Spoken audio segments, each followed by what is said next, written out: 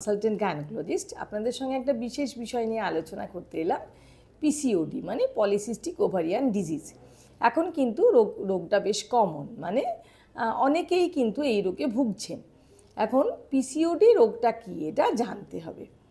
Polycystic ovarian disease একটা জিনিস আর polycystic ovarian syndrome একটা জিনিস। পলিসিস্টিক ওভারিয়ান ডিজিজ হলো অনেক সিস্ট থাকে ওভারিতে, তার একটা মেজারমেন্ট হলো 10 সিসির বেশি ওভারি সাইজ হতে হবে আর 12টার বেশি ফলিকেল যেন তার মধ্যে অন্ততপক্ষে থাকে, এটাকে বলা হয় পিসিওডি। পিসিওডিটা কিন্তু অনেক নর্মাল মানুষেরও কমন, সেই বিষয়টায় আমি পরে আসছি। পিসিওএসটা কী জিনিস, তার সঙ্গে যদি অ্যানোভুলেশন থাকে, তার মানে ডিম প্রপারলি ফুটতে পারছে না এরকম যদি থাকে, আর হারসিউটিজম মানে অ্যান্ড্রোজেন শরীরে এক্সেস থাকে, মানে মেয়েদের কিন্তু অ্যান্ড্রোজেন হরমোনটা কমই থাকে, ছেলেদের অ্যান্ড্রোজেন হরমোনটা বেশি থাকে। ছেলেদের এই অ্যান্ড্রোজেন হরমোনের জন্য কি কি হতে পারে, যেমন এই যে দাড়ি গোঁফগুলো ছেলেদের হয়, কি বুকের কাছে লোম, হাতে পায়ে লোমটা বেশি হয়, এই সব কাজ হচ্ছে অ্যান্ড্রোজেন হরমোনের। এবারে এই অ্যান্ড্রোজেন হরমোনটা কিন্তু পিসিওএসে বেশি থাকার জন্য মুখে যেমন ব্রণ হতে পারে, লোম বেশি হতে পারে, হাত পায়ে লোম বেশি হতে পারে, এই ধরনের লোমের আধিক্য কিন্তু ঘটতে দেখা যায়। আর কি হলো, তাহলে ওভুলেশনটা কম হতে পারে, হারসিউটিজম এই ধরনের রোগ হতে পারে, মানে এই যে লোমের আধিক্য এটাকে বলে হারসিউটিজম, এই ধরনের হতে পারে। আর কি হতে পারে, পলিসিস্টিক ওভারি থাকতে পারে। এই পুরো জিনিসগুলোর মধ্যে যদি আমরা একসাথে জড়ো করি তাহলে সেটাকে পলিসিস্টিক ওভারিয়ান সিনড্রোম বলে। পলিসিস্টিক ওভারিয়ান সিনড্রোমে কীভাবে মানুষ আসে, তাহলে অনেক কম বয়সী মেয়েরা আসে, টিনেজ গ্রুপের মেয়েরা, যেমন 13, 14, 15 এই বয়সে, যে অন্য কোনো কারণে হয়তো ছবি তুলেছে, মানে সোনোগ্রাফি করেছে, করে দেখা গেল যে তার সিস্ট বেরিয়েছে আর সঙ্গে সঙ্গে গাইনোকোলজিস্টকে রেফার করা হয়েছে। কিন্তু সেক্ষেত্রে একটা জিনিস জানা দরকার যে টিনেজ গ্রুপে কিন্তু পিসিওএসটা কিন্তু খুব কমন, পলিসিস্টিক ওভারি থাকাটা কিন্তু কমন, যেটা সময়ের সঙ্গে সঙ্গে কিন্তু ঠিক হয়ে যায়, কাজেই ওটা নিয়ে কিন্তু একদম সমস্যা নেই।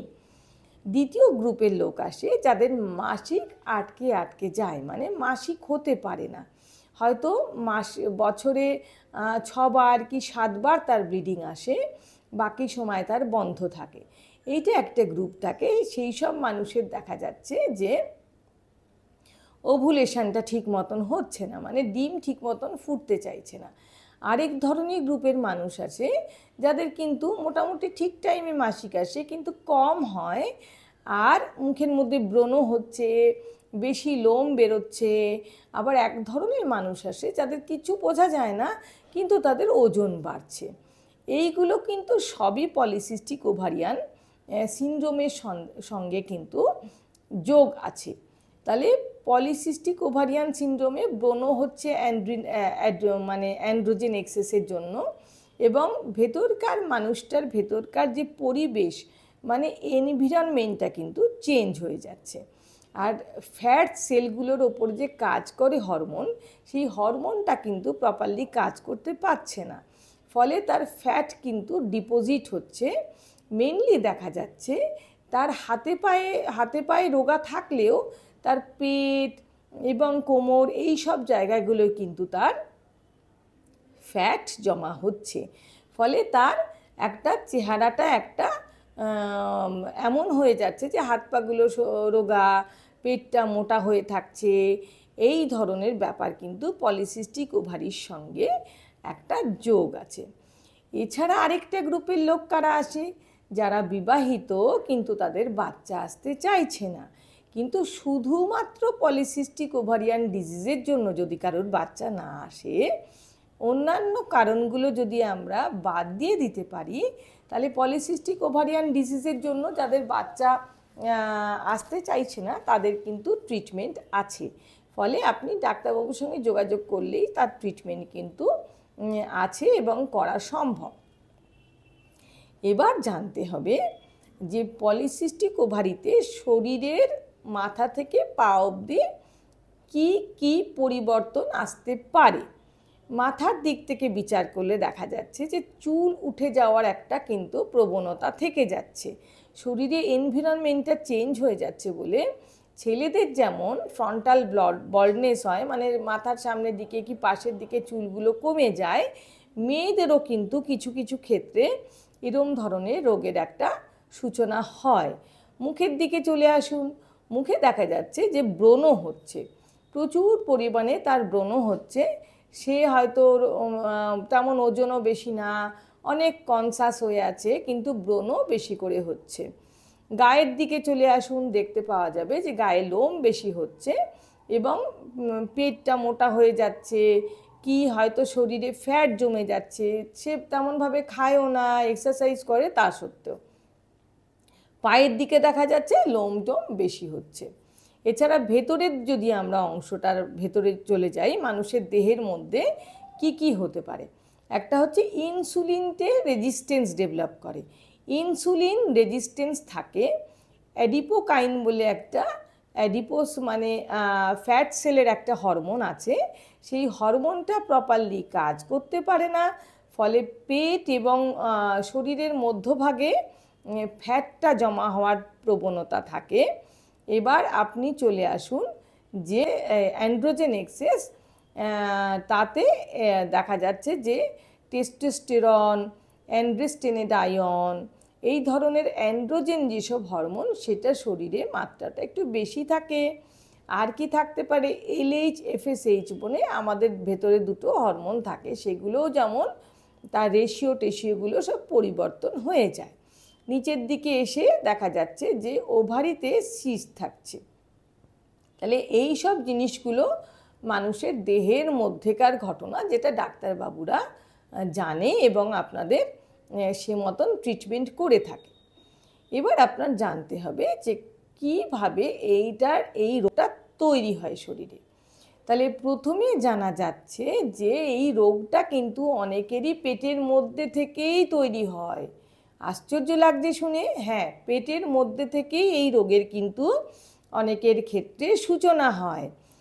মায়ের পেটে থাকার সময় সে যদি খুব স্ট্রেসে থাকে, মানে খুব কষ্টের মধ্যে থাকে, তার ওজন যদি সময়ের সঙ্গে সঙ্গে কম হয় অথবা বেশি হয়, তাহলে ভবিষ্যতে দেখা যাচ্ছে তার পলিসিস্টিক ওভারি হওয়ার একটা চান্স থাকছে।